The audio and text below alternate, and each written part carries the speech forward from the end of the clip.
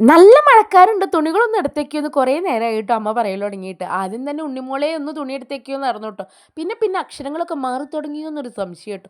ഞാൻ വേഗം ഓടിപ്പോയിട്ട് ദാ തുണികളൊക്കെ ഒന്ന് എടുത്ത് വെച്ചുട്ടോ. ഞാൻ എത്ര മുതുക്കിയായാലും എൻ്റെ അമ്മ എന്നെ ഉണ്ണിമോളേന്ന് വിളിക്കുമ്പോൾ എന്തോ ഒരു സുഖാട്ടോ എനിക്ക്.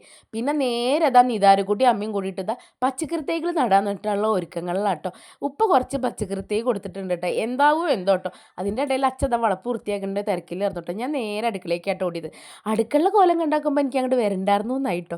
പിന്നെ ഞാൻ നേരെ ദാ പാത്രങ്ങളൊക്കെ ഒരുവിധം കഴുകലും പിന്നെ ദാ തീ കത്തിക്കലും ഒക്കെ ആയിരുന്നു കേട്ടോ.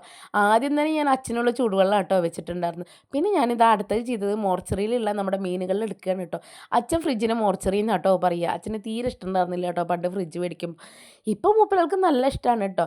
കാരണം തണുത്ത വെള്ളം കുടിക്കാൻ എല്ലാവർക്കും ഇഷ്ടമുള്ളതല്ലേ. പിന്നെ നേരെ ദാ ഞാൻ കരിമീനൊക്കെ നുറുക്കി വൃത്തിയാക്കി ഇതാ കായം പരട്ടി കേട്ടോ. ഇതിന് ഇത്ര മുള്ളുണ്ടെന്ന് എനിക്ക് അറിയണ്ടായിരുന്നില്ല കേട്ടോ. ഞാൻ കുറച്ച് കറിയും വെച്ചു പിന്നെ കുറച്ച് ബാക്കിയുള്ളത് വറുക്കാനും വെച്ചിട്ടോ. അതിൻ്റെ ഇടയിലുണ്ട് അമ്മയുടെ ഒരു വിളി ട്ടോ. "ഒന്നും ഇങ്ങോട്ട് വായോ മോളേ" പറഞ്ഞിട്ട് ട്ടോ. ഞാൻ ഈ കാഴ്ച കണ്ടോക്കുമ്പോൾ എനിക്ക് എന്തൊക്കെയാണ് ചെയ്യേണ്ടതെന്ന് അറിയില്ലായിരുന്നു കേട്ടോ. നേരത്തെ കണ്ട എൻ്റെ മകളാണ് കേട്ടോ ഇപ്പം ഈ കാണുന്നത്. ആകെ ചളിയിൽ പെനഞ്ഞ് പിലിച്ചിട്ടുണ്ട് ട്ടോ. ഇനി അവളൊന്ന് കുളിപ്പിച്ചെടുക്കട്ടെ ട്ടോ. ഞാൻ മീൻ വറുക്കാൻ വെച്ചിട്ട് നേരെ കുളിപ്പിക്കാൻ